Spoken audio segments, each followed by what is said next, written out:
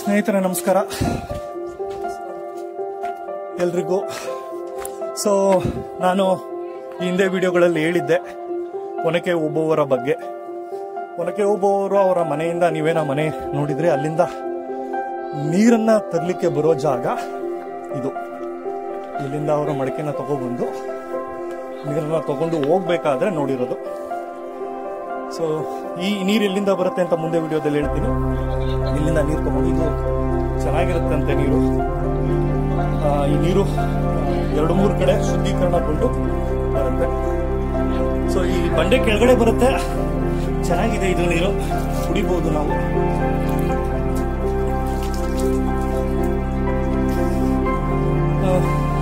ಚೆನ್ನಾಗಿದೆ, ರುಚಿಯಾಗಿದೆ ನೀರು.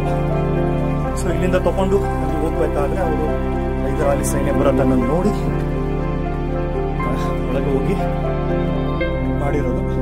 ಅಲ್ಲಿ ಏನು ಒಬ್ಬ ಹೈದರಾಲಿ ಸೈನಿಕ ಕುತಂತ್ರದಿಂದ ಏನು ಸಾಯಿಸಿದ ನಂತರ ಅವರ ಪಾರ್ಥಿವ ಶರೀರನ ಇಲ್ಲಿ ತಂದು ಏನು ಸೊ ಅಂತ್ಯಕ್ರಿಯೆ ಏನು ವಿಧಾನಗಳಿರುತ್ತೆ ಅದನ್ನು ಮಾಡಿದ್ದಾರೆ. ಇದನ್ನ ರಾಜ್ಯ ಸರ್ಕಾರ ಇತ್ತೀಚೆಗೆ ಅದನ್ನು ಮತ್ತೆ ನವೀಕರಣ ಮಾಡಿದ್ದಾರೆ. ಇಲ್ಲಿ ಪ್ರತಿ ವರ್ಷ ಏನು ಕೊನೆಯ ವರ್ಷ ಹೇಳಿದ್ರು ಆ ದಿನದಂದು ರಾಜ್ಯ ಸರ್ಕಾರದ ವತಿಯಿಂದ ಸೊ ಇಲ್ಲಿ ಒಂದು ಆಚರಣೆ ಹಬ್ಬದ ಥರ ಮಾಡಿ ಒಂದು ಪ್ರೋಗ್ರಾಮ್ ಮಾಡ್ತಾರೆ, ಸಮಾರಂಭ ಮಾಡ್ತಾರೆ.